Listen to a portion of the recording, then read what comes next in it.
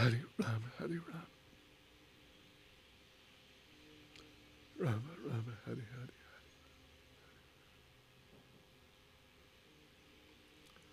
Hare. Hare Krishna. Rama, Rama,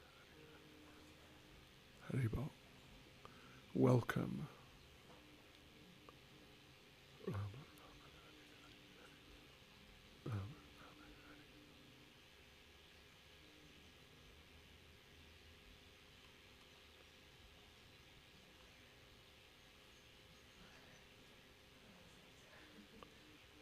Make yourself at home, just help yourself. Rama, Rama, Hare Rama, Rama, Hare Hare. Rama, Rama, Hare Hare. Krishna, Krishna. Right, devotees. It's about time. Nama Om Vishnupadaya Krishna Prestaya Bhutale Shrimati Bhaktivedanta Swaminiti Namane Namaste Saraswati Deve Gauravani Pracharane Nirvishesha Shunyavadi Paschyatyadeshatarane Sri Krishna Chaitanya Prabhu Nityananda Shri Advaita Gadadha Shivasari Gaura Bhaktavrinda Hare Krishna, Krishna Krishna, Hare Hare, Hare Rama, Rama Rama, Hare Hare. Vanchkalpatarubhyascha kripa sindhubhya evacha patitanam pavanebhyo vaishnavebhyo namo namaha. Hope you don't mind it being a little warmer. Anyway, it will be. So, devotees, last night we spent most of the time focusing on meditating on the deities, which is very important, extremely important actually, in terms of, well, just in general, in the broad sense in Krishna consciousness, and in terms of behavior etiquette. And I said at the end that I'd tell you another deity story from Gauridas Pandit, if you remember. Some of you, excuse me, may be familiar with this, which is fine, because Srila Prabhupada said repetition of a good thing is good. So, and there's some etiquette. I mean, the point is to meditate on the deities that we must do. That's part, must be part, should be part of our program, of our lifestyle. So, yes, I'm going to tell you another story. Actually, just before I do that, I want to ask you, devotees, because you're nice devotees and you're very Krishna conscious and you're very Radha Radhanath conscious, what color outfit are the deities wearing today?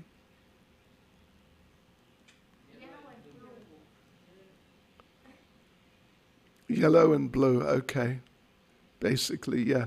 Sort of yellow and kind of aquamarine blue. Something like that. Turquoisey type of blue. Hare Krishna. Were you going to say that? Oh, okay. That's good. I've got a photo of them here, so it makes it easier. Yes. Nice. Really nice. It's about 12 years outfit, 13 years old outfit. It's survived the tower fire. We replaced some pieces and it's still going strong. It's 12 years old. About 12, a little bit. And what happened? It survived the tower fire. Oh, it survived the tower fire. It survived the tower fire. And you had to replace some pieces. And it's still going strong. And, you know, Radha and Krishna, when they're on the altar, they dance, they're active. Yeah. I don't know if you have heard me tell the story. One time at Bhaktivedanta Manor, Srila Prabhupada was just beginning class. I was there. And so he sang Jai Radha Madhava. And then he looked at the deities who were straight down, the exact opposite end of the temple room.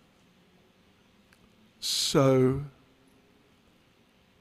and he looked at them, you know, for a little while. I mean, not minutes, but maybe 20 seconds. So you notice that, oh, he's really looking at them.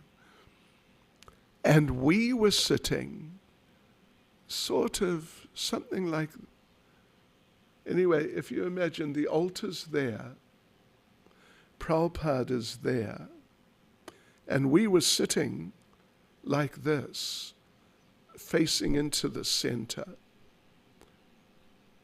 The ladies on this side, I think, and the men on that side. Anyway, like that.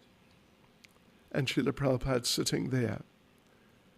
And then Srila Prabhupada, and we're all looking at Prabhupada, because Prabhupada's about to begin the class.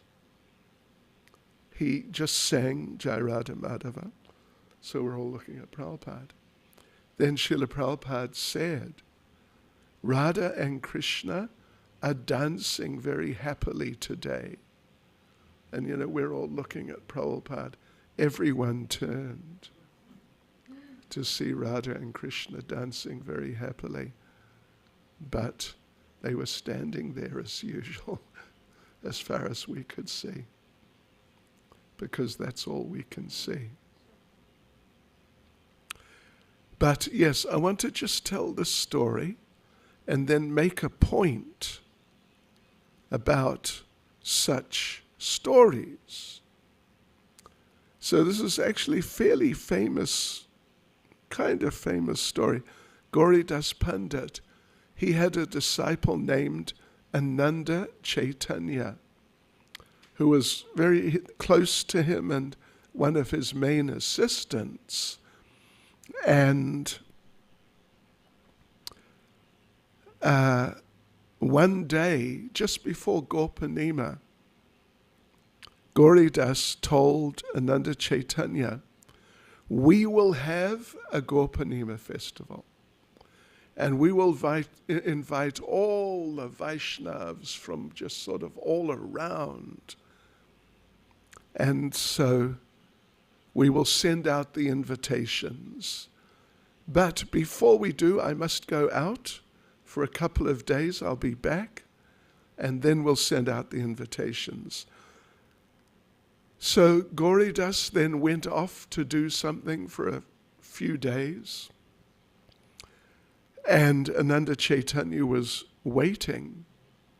But Gauridas did not return when he said he would return.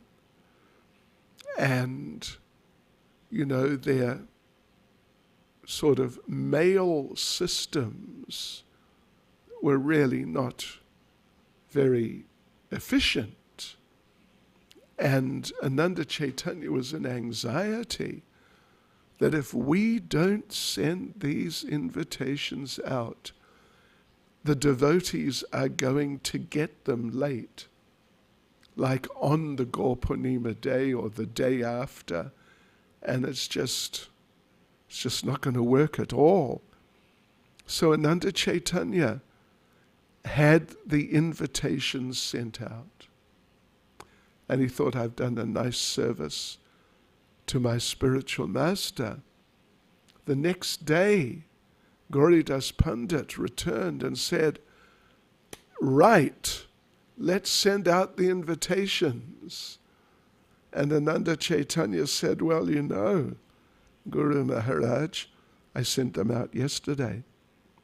And actually Gauridas was happy, but sort of on principle, you might say, he decided to display displeasure. So he said, oh, I see. You sent out the invitations for your festival. And Ananda Chaitanya said, no, for your festival. And Gauridas said, no. My festival, I would send out the invitations, but you have sent out the invitations. It's your festival. So it was really a bit of a situation. So on the day, Gaur Purnima, the devotees were arriving from the region, something like that. And Gauridas had a notice stuck on the front door. Those who have been invited for Ananda Chaitanya's festival, go down to the river. The festival is by the river. And he locked the door from the inside of the temple, and he was having kirtan on his own, a one-man kirtan in front of his famous Gaur-Nitai deities. So the devotees were all rolling up, and there were more and so many. But they're a little surprised, but they all went down by the Ganges, because that temple, which is still there, is not far from the Ganges at all. And so there, by the Ganges, they started kirtan. And that was a real kirtan. That was not one of, our... Anyway, it was like a super duper kirtan. Just building up and building up and building up and building up and coming down and building up again and building up. And Gauridas Pandit and his deities in the temple could hear this kirtan quite clearly. So Gauridas noticed, he's trying to have a one-man kirtan. It's possible to have something of a one-man kirtan. You can play kartals. You can put them on your lap or put them on the side, and you can play the kartals and beat the mridanga with one hand. And that's a one-man kirtan. So he was having a one-man kirtan, which, of course he's Gauridas Pandit, so it was just full of bhakti. But so was the kirtan coming from the river, by the river. And it was just like an overpowering kirtan. And Gauridas noticed his deities on the altar. They started moving in time with the kirtan coming from by the river. And they're getting into it. And Gauridas told the deities, stop that! You're deities. You must stand there. And the deities then stood there. And then he continued his one-man kirtan. But the kirtan from by the river, boy, by this time, because there are all these great devotees there, Narottam Das Thakur and others. It was just, amazing kirtan. And so he noticed again, the deities, first they just started moving a little bit, then moving, and then really moving. So again he shouted at them, you stop that. You're deities. Just stand there, please. And the deities stood there. So, but then a few minutes later, when the kirtan from by the river was just in another dimension altogether, the deities jumped off the altar and ran to the door and unlocked it and just ran down to where the kirtan was happening down by the Ganges. And Gauridas went running after them with a stick and shouting, get back, come back.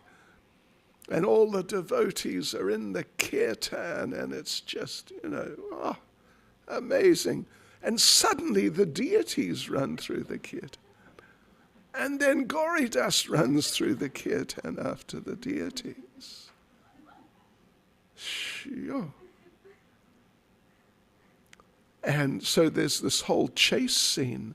The deities are running around through the devotees and back and forth and cutting through this way and that.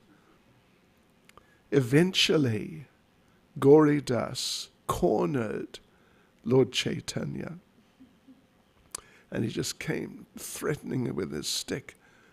And Ananda Chaitanya was there. Suddenly Lord Chaitanya dived into the heart of Ananda Chaitanya. And when Gauridas saw this, he couldn't believe it. He was just too astonished. And he offered obeisances to Ananda Chaitanya. And he told him, from today on, your name, I'm changing your name. Your name will now be Hriday Chaitanya. He within whose heart is Lord Chaitanya. And Lord Chaitanya, the deity, came out after a little while and they went back to the temple. But that's a Gauridas Pandit deity worship story. And our point in terms of, you can say etiquette, but it's Vaishnava behavior. I mean, it's also Vaishnava etiquette to remember the deities and what color clothes they're wearing. They got it right. Yeah. So, particularly in Chaitanya Charitamrita, there's a few stories, not a large number, but there's a number of very important deity stories. How Madhavendra Puri located Gopal and then had him placed on Govardhan, and the whole, everything that happened surrounding that, it's just a whole big story, and it's just wonderful. Then the story of Madhavendra Puri going to Puri to get sandalwood for Gopal. And then the story of when he was at Ramuna and the deity there, Shirachura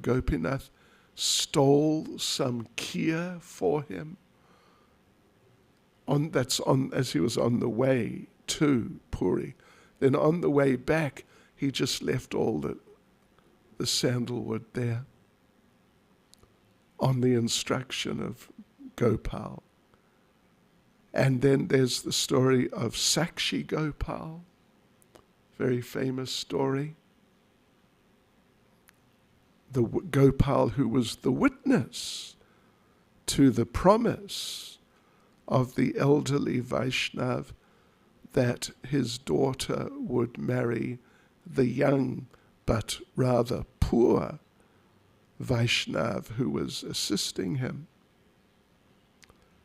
And, there's mention briefly of Lord Chaitanya's worship of his Govardhan Shila and how Raghunath Das Goswami worshipped that Govardhan Shila. So these things are there. And we should become familiar with them. I mean, conversant with them. So, you can ask yourself a question. How many Krishna conscious stories do you know that you could tell? It's an interesting question, isn't it? It's an important question. Deity stories, any stories. This is all part of etiquette, really, because etiquette means being conscious of Krishna, not just simply, particularly not just acting mechanically in the right ways and not in the wrong ways, that sort of thing. So, okay, those are some thoughts to start off with. Important about meditating on the deity and just making the deity the center of our lives and really accepting that Krishna has placed me under the care of this particular form of himself who has his own special characteristics. Yeah. And this is all very important, formative type of information in Krishna consciousness. So let's go on. The next section, part 2, section D, is about sitting. And it's important. It's nice. Because, there's a tendency. Well, just one. I'm sure you've all heard the recordings of japa, Srila Prabhupada chanting japa, and at some point he says, sit properly. I mean, I can't say it like him, but it's really like, you can feel, sit properly. Wow, I got to sit properly. I was there once in Bhaktivedanta Manor. He chanted japa with us. And this one devotee, Jagat Bandhu, who I imagine, I don't think any of you know him. Do you know Jagat Bandhu? No. He's not well known. But he was sitting with his knee up, the classic sort of, something like that. And Prabhupada told him to sit properly. Yeah. So, sitting, there's something to it. It's not just a simple little thing. Okay, so let's read through what's said here. There are several regulations regarding one's sitting posture in the temple. While sitting, one should not expose one's feet to the deities or point them at the spiritual master, Tulsi Devi, etc. The feet should always be covered, and not just by socks. I mean, ideally, I know we use chairs regularly, and when you use chairs, your feet are pretty much exposed. You know, theoretically, well, I remember actually when the deities were installed in somewhere in Delhi, I was there, and it was like a couple of years before COVID, and it was a big festival, and I was sitting on a chair, and I was about to say something to the assembled devotees, and Nrsingananda Prabhu from ITV was there, and I was just about to start, and he told me, like pretty strongly, cover your feet, because I'm sitting on a chair. So I, did what I could. I guess there's a benefit in that regard to having a top piece. But, as much as possible, we should actually keep our feet covered. And not just for the spiritual master and Tulsi, but for etc. as well. And etc. includes the other devotees. One should, as far as possible, avoid sitting with one's back to the deities or the Vyasa-san. And, I think that's an understatement, really, as far as possible. There's a famous story, maybe I'm sure some of you have heard of it, that Srila Prabhupada was somewhere in America visiting a temple, and one devotee arrived from Los Angeles to see Prabhupada, like he had been sent by the local GBC, who at the time was Jayatirtha. And so he met with Prabhupada, and he told Srila Prabhupada that Jayatirtha Prabhu has sent me to tell you, to give you a report on a special program we had on this Sunday just past, and to show you photos of that program. So then he explained to Srila Prabhupada that it was the Sunday program and many people were there, and a dancing troupe, like professional dancers from India. There was an arrangement, they would come and dance for everyone on the Sunday program. So they came and they danced, and he started showing Prabhupada the pictures, that here they are, and you can see Srila Prabhupada, the people are so happy, and it was very successful. The people were just really happy, and it was great. And they were expert, and the people loved it. And Srila Prabhupada was looking at one photo, and in a sort of, what would you say, not exactly deadpan, but like very serious voice, Prabhupada said, the dancers have their backs to the deities. And the devotee said, yes, well, it seemed to be the best way, the most convenient way to arrange things. And so, and he carried on talking about this and that. And Prabhupada said, in Nectar of Devotion, Srila Rupa Goswami says, you must not just as far as possible, but anyway, at least as far as possible. But Rupa Goswami says, you must not turn your back to the deities. And the devotee realized, this is an issue. Prabhupada is really taking exception. And the devotees said, well, Srila Prabhupada, we asked Jayatirtha, the GBC, and Jayatirtha said it was all right for the dancers to have their backs to the deities. Jayatirtha said it was all right. And Srila Prabhupada responded that, oh, I see.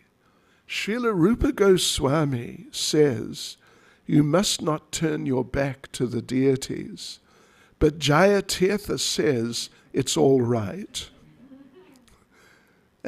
And Prabhupada said, just see, Jayatirtha has become big authority. And Prabhupada said, that is the problem in ISKCON. Too many big authorities. You heard that story before? It's a good one. Yes, so as far as possible, but really, I mean, in a big temple room like what we have, when you're going out of the temple room, during Guru Puja, as much as possible, or even more than as much as possible, we should really not turn our backs to the deities. It is specifically an offense to the deities. Yeah, so let's carry on here. One should not spread one's legs before the deities. One should not sit before the deities holding one's ankles, elbows, or knees. See the illustrations. One should not fall asleep while sitting before the deities. Well, yeah. If one feels that one is falling asleep, one should stand up. Yeah. This is, where is it in the Bhagavatam or is it in Nectar of Devotion? It's a rule. If you feel you're falling asleep, stand up. Because it's much less likely that you'll actually fall asleep if you're standing up. Although, don't worry, some devotees have done that. I could tell you some stories, but I won't get into it. I tell you what, tell you some stories. Gosh. Yeah. I'll tell you one story. There was one devotee sitting in Berry Place in London when I was a new devotee. I'd been living in the temple for maybe 6 months or something. So there we are, we're chanting japa and it's going on. And there was one devotee right at the back. In Berry Place, if this is the altar, Prabhupada's Vyasasan was sort of here or a bit closer. So this devotee's right at the back and he's just, conking out what they call dive bomb japa. That's another subject. Different types of not very good japa. So then the class started, because in those days, devotees, we didn't have the greeting of the deities. We just started class. Yeah, anyway, so we started class. And this devotee by this time was just out for the count, gone. And so the class begins, and a few minutes into 5 or 10 minutes into class, and the devotee's just out completely. Suddenly, that devotee sitting at the back, suddenly he jumped up. Hare Krishna, Krishna, Krishna. No kidding. He was so embarrassed. I mean, some of the things which happened in the past, there's some real classics. Yeah, so best not to fall asleep while sitting before the deities, or, unless it's time for sleeping, and then you should do it, properly. And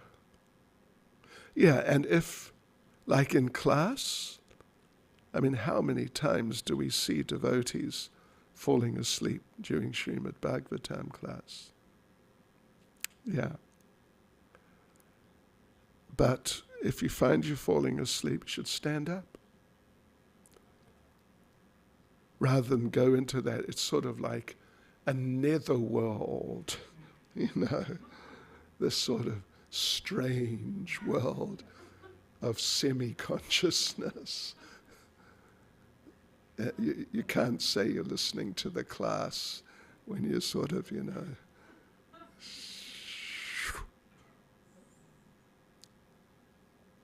So these are all good points. These are all good points. And let me just add a little something. How's this? This is interesting. Arishtasura was a bull demon, a demon. He was just a demon, like a human, a demon, but in the form of a bull. And not like, a pious bull, but like a really horrible bull. And according to Garga Samhita, in his past life, his previous life, he had been a Brahmin named Varatantu, who was a disciple of Brihaspati. One day he sat facing his guru with his feet extended toward him. Brihaspati told him, "You sit as a bull sits. Fool, you now become a bull." He then took birth as a bull in East Bengal, and by the association of demoniac bulls, he also became a demon. Yeah, Arishtasura. That's all part of our seminar on the demons in Krishna's Vrindavan Leela. And he represents, Arishtasura, represents different types of cheating religions. So anyway, those are some thoughts on sitting. And I think basically it's fairly straightforward. So we won't go into it in much detail. We will go on to the next section, E, talking. And we'll read through, but,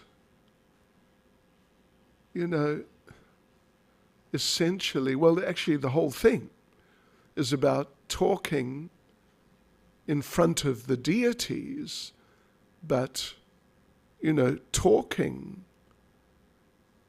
is as something which needs to be done nicely and in general, not just in relation to the deities, I mean, of course, including in relation to the deities, but just in relation to the devotees, talking nicely and not talking offensively and just, in improper ways. It's a very important part of Vaishnava etiquette. Anyway, let's have a look here. In front of the deities, one should not talk loudly, quarrel, chastise anyone, speak harshly to others, or speak angrily, praise anyone else, speak ill names, criticize the demigods. I mean, we shouldn't criticize the demigods at all, really. Indulge in prajalpa, or mundane talk. We should not speak a lie in front of the deities. It's not that when you want to speak a lie, you should just get away from the deities. Then you speak a lie. No. Devotees should really be very honest. And we shouldn't talk nearby devotees who are chanting the holy name of the Lord. Then B, one may speak in front of the deities to guests and devotees if it helps in preaching or enhancing their Krishna consciousness, but all other talks should be conducted outside the temple. Okay. I mean, that's all quite correct. But there's a lot more that we can say, and we should say about talking in terms of etiquette, behavior, and like that. So here's a letter, or an excerpt from a letter from Srila Prabhupada to one devotee, Upendra. Yes, a new man may commit blunders in the beginning, but that does not mean we may be too impatient with him. After all, training means the man does not know, so you should train him nicely. A Vaishnava is expected to be humbler than the blade of grass. So when you train some new man, you should not get agitated with him. After all, we are preachers, and we do not expect our audience or candidates to be completely respondent to our call. If everyone is trained already, then what is the use of our preaching, or what is the need for preaching? If everyone already knows everything, what's the need for preaching about doing this and not doing that? So I remember one little incident I witnessed myself in Berry Place in London. There was a new boy, fairly new boy, Bhakta John. You know, I still remember him. I haven't been there for a while. I don't know if he's still there. But anyway, Bhakta John, I was sitting in the prasadam room in Berry Place, and Bhakta John was cleaning the floor with a broom and a mop or some process of cleaning the floor. Someone walked in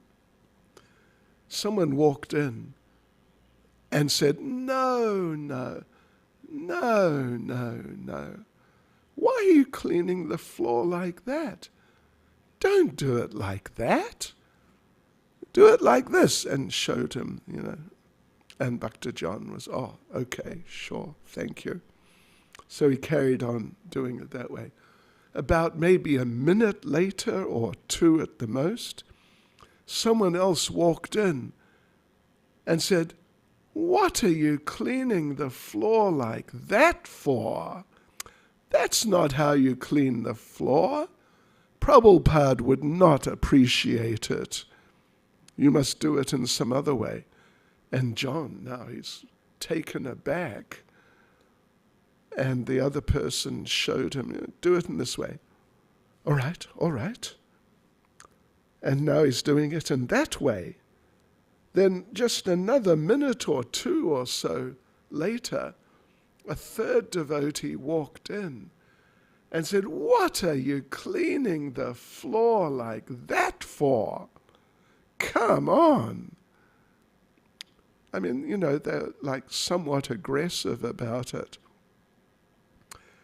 and got on his case, and poor Bhakta John ended up in tears. So, as Prabhupada said, we spend like gallons of blood. It's such a thing to get someone to become a devotee. But then if we treat them in the wrong types of ways, you can just destroy everything and frustrate the person, and they may go away. I mean, how many times that sort of thing has happened? Really a lot. So as Prabhupada says here, when we're training some new person, we must be careful not to get agitated with them. I also saw back in those days, the good old days, that some new boy, he's just started chanting on beads. Maybe he's been chanting for 3 or 4 days, and he's chanting maybe 8 rounds now. And someone comes and asks him, how many rounds are you doing? He says, oh, well, I'm doing 8 rounds a day. What? Only 8 rounds a day? Don't you know that Prabhupada said you must chant 16 rounds? Come on. So, particularly back in those days, the science of dealing with people and encouraging people and helping people to improve themselves, it was not developed.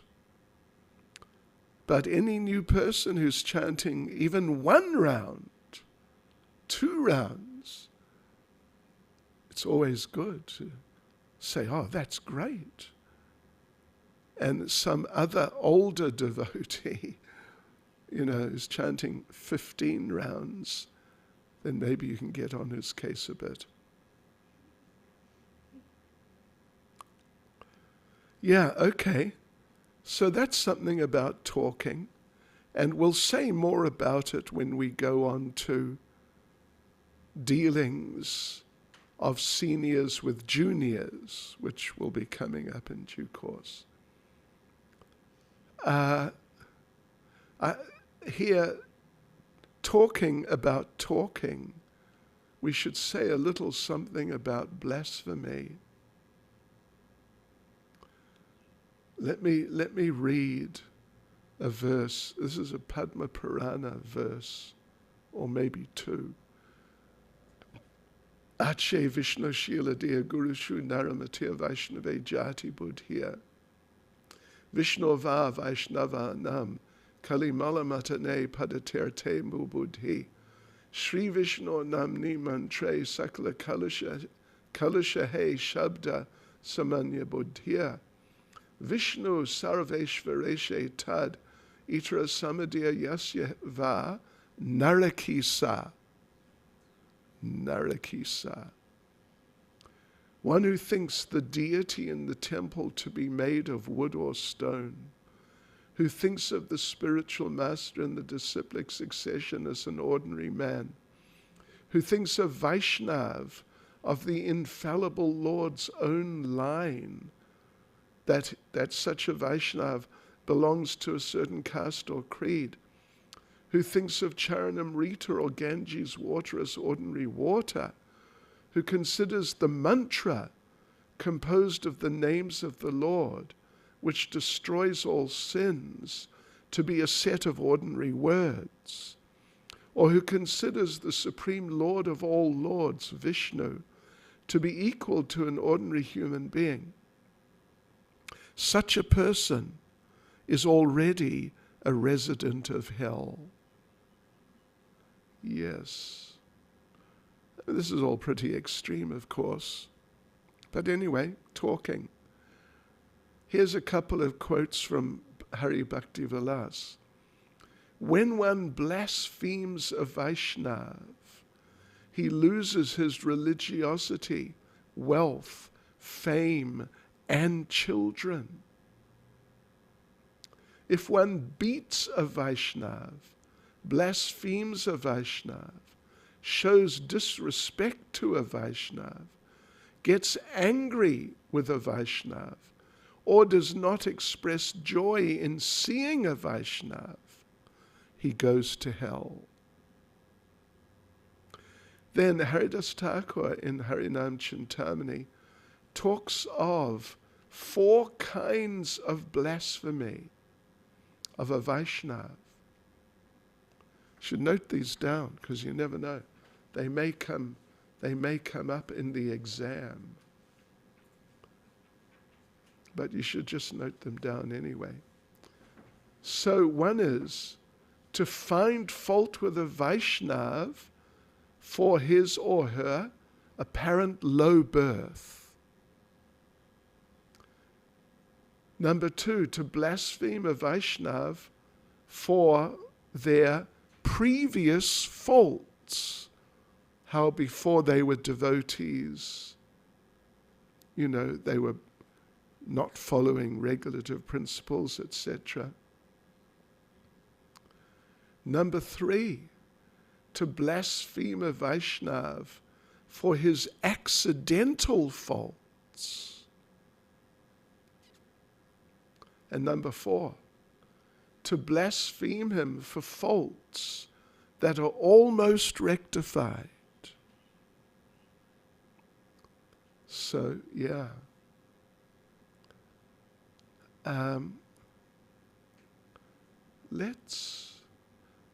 Let us read. Well, actually, you just read in the last few weeks Sati saying what should be done with someone who blasphemes. 4th canto, chapter 4, just the previous chapter we were in, verse 17. If one hears an irresponsible person blaspheme the master and controller of religion, one should block his ears and go away if unable to punish him. But if one is able to kill, then one should by force cut out the blasphemer's tongue and kill the offender. And after that, one should give up his own life. Okay, you got it. Right, now you know what to do. Anyway, obviously, Sati was just so deeply disturbed at that time. But at least the point in principle is that bad talk about Vaishnavas, that is really to be avoided like the plague. Let's see.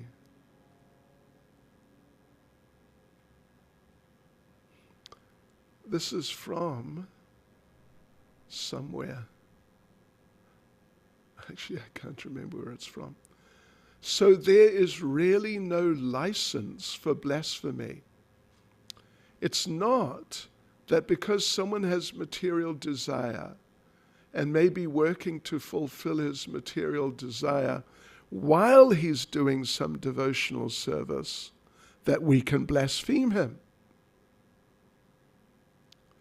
But it may mean that we shouldn't associate with him intimately. And Vishnu Chakravarti Thakur from Madhurya Kadamini, one should not say, I have committed no offenses. One can infer the existence of either recent or long-standing offenses by their effect. The effect of offense is that a person will not manifest any symptoms of prema by performance of Nam Kirtan. Right.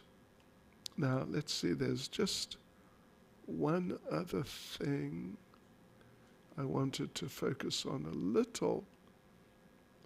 This is from the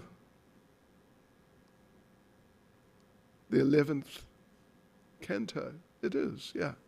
11th canto of Srimad Bhagavatam, chapter 28, verse 1. This comes up in the context of the story of Ramachandra Puri, Antya-lila Chaitanya Charitamrita, chapter 8. That's a story. That is really a story. So, this Ramachandra Puri, I assume you've heard of Ramachandra Puri, I'm sure you must have. He was a criticizer.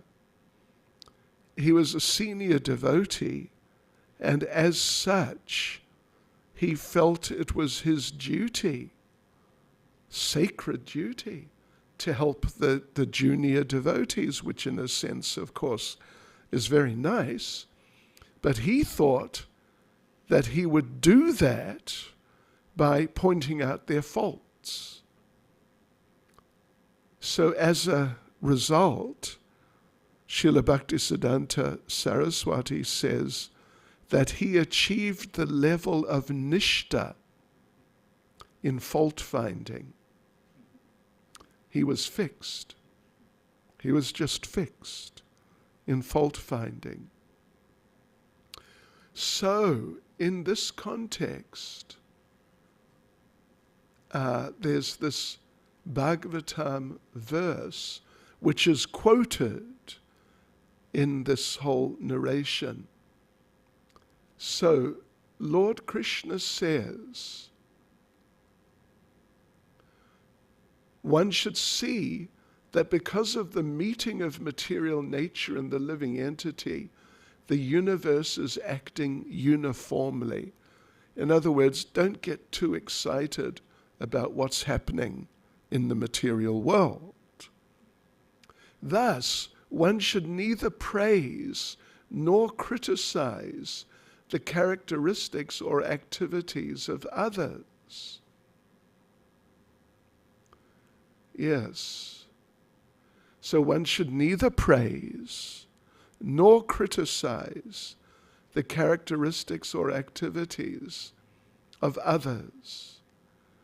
So there's a discussion, I think it's Paramananda Puri speaking to Lord Chaitanya, do you remember?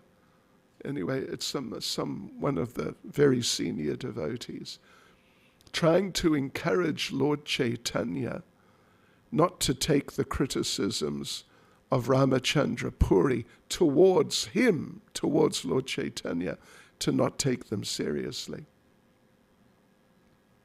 So the devotee says, of the two rules, the two rules are, one should neither praise nor criticize.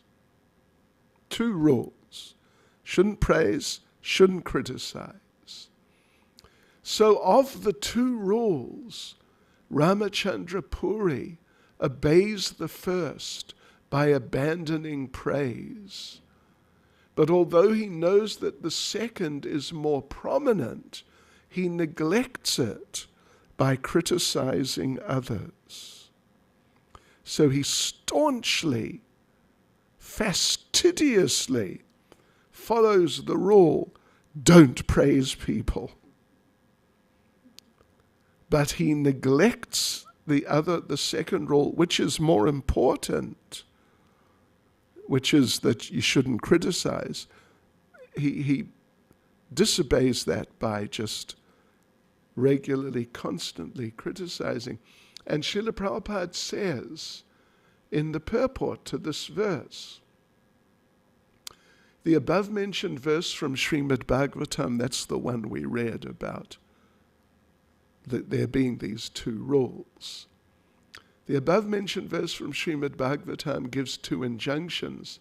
The first, called Purva Vidhi, is that one should not praise, and the second, Paravidhi, is that one should not criticize. As will be apparent from the following verse, the injunction against praise is less important than the injunction against blasphemy. One should carefully observe the para vidi, the second one, not criticizing. Although one may neglect the purva vidi, that one should not praise.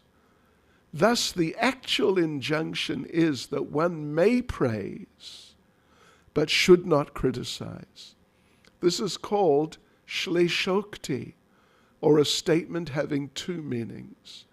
Ramachandra Puri, however, acted in just the opposite way, for he neglected the paravidi, you shouldn't criticize, but strictly observed the purvavidi, that you shouldn't praise. Since he avoided following the principle of not criticizing, Ramachandra Puri broke both the rules. So, therefore, the conversation goes on in Chaitanya Charitamrita. It's Anchulila 8, somewhere around there. Between the former rule and the latter rule, the latter is more important. You can't criticize.